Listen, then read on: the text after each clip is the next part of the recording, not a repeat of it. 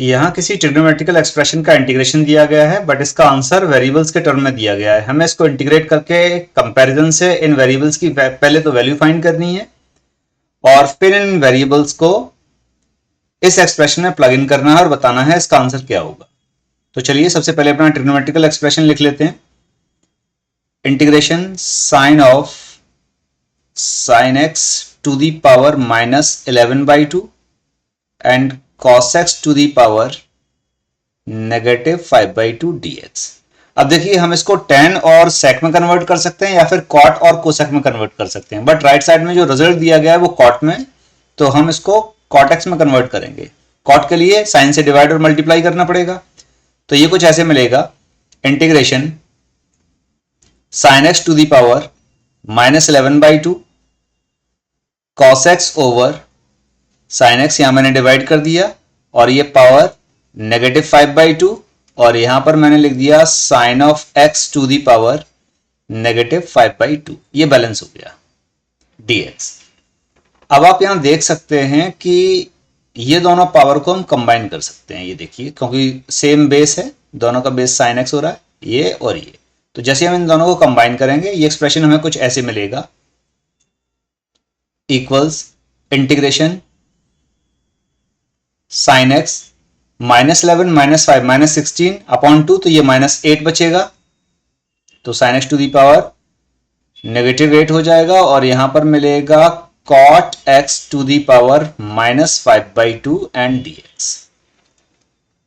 अब इस वाले टर्म को हम कोसेक में कन्वर्ट कर देंगे क्योंकि cot x का derivative negative cosec square x होता है। तो मैं इसको ऐसे लिखूंगा, integration cot x to the power -5/2 and cosec x to the power 6 और dx।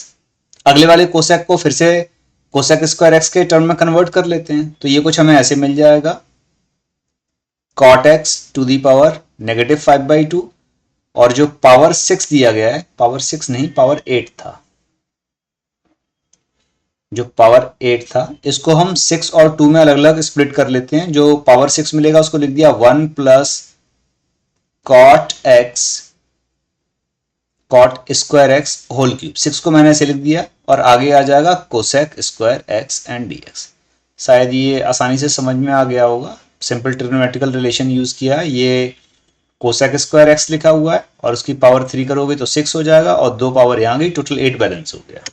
चलिए अब हम यहां सब्स्टिट्यूट करते हैं, cot x equal to t, तो इसका derivative negative cosec square X dx equals dt आ जाएगा। प्लग इन करते हैं सारी वैल्यूज को, तो integration t to the power -5/2 bracket 1 plus T square whole cube, एक नेगेटिव बाहर आ जाएगा और यहां हो जाएगा dt। अब तो सिंपल पॉलिनोमियल फंक्शन है जिसको आसानी से इंटीग्रेट किया सकता है। सो इंटीग्रेशन t⁻⁻5/2, पहले इस ब्रैकेट को ओपन कर देते हैं, तो 1 plus t6 plus 3t squared plus 3t4 and dt।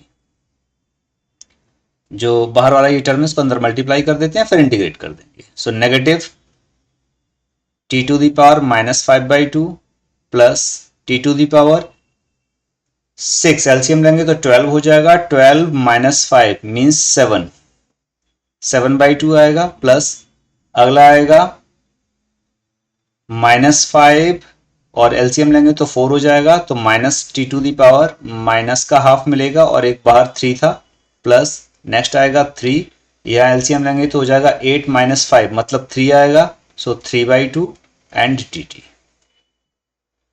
अब सभी को इंटीग्रेट कर देते हैं तो ये मिलेगा, माइनस में पहले बाहर लगा दे रहा हूँ, ये आ जाएगा t to the power -5/2 plus 1 divided by -5/2 plus 1 plus t to the power 7/2 plus 1 divided by 7/2 plus 1, फिर अगला आएगा 3 times t to the power -½ plus 1 over -½ plus 1 plus 3 times t to the power 3/2 plus 1 over 3/2 plus 1।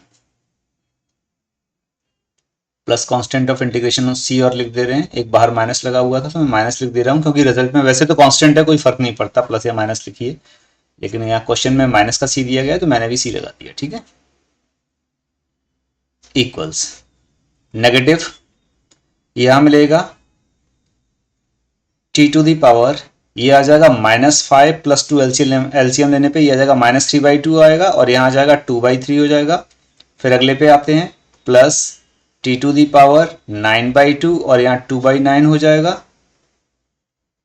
Plus 3 times यहाँ आ जाएगा T to the power 1/2 और यहाँ 2 हो जाएगा, plus next हो जाएगा 3 times T to the power 5/2 over यहाँ 2/5 हो जाएगा, 2/5 ऐसे लिख दिया, माइनस सी। अब कंपेयर करा देते हैं, बारी बारी इस पावर देखते हैं। सबसे पहले यहां पर मैं साथ साथ लिख भी दे रहा हूं, वेयर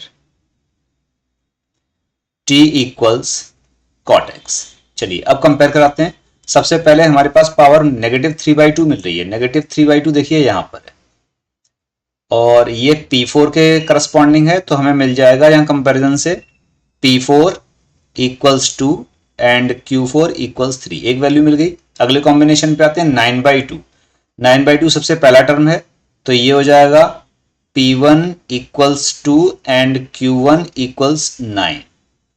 फिर T to the power half, यानी ये थर्ड टर्म है, so P3 equals 6 and Q3 equals 1 आ जाएगा, और 5/2 हो गया, P2 equal 6 and Q2 equals 5। चलिए फाइनल वैल्यू कैलकुलेट करते हैं। 15 P1 P2 P3 P4 over Q1 Q2 Q3 and Q4 equals, ये किसके बराबर हो जाएगा? सो 15 टाइम्स, सबको मल्टीप्लाई कर देते हैं आगे पीछे, क्योंकि कम्यूटेटिव होता है प्रोडक्ट तो कोई फर्क नहीं पड़ता। 2 2 6 6 डिवाइडेड बाई, यहां से आएगा 3 9 1 5। चलिए 3 और 5 कैंसिल होके 15 कैंसिल कर देगा, और ये जो 9 दे रखा है वो इसको 2 और 2 में स्प्लिट कर देगा, 2 टू दी पावर 4 16। तो इस तरह से इस क्वेश्चन का आंसर 16 होगा। ये हमारे पास इसका आंसर 16 आ गया।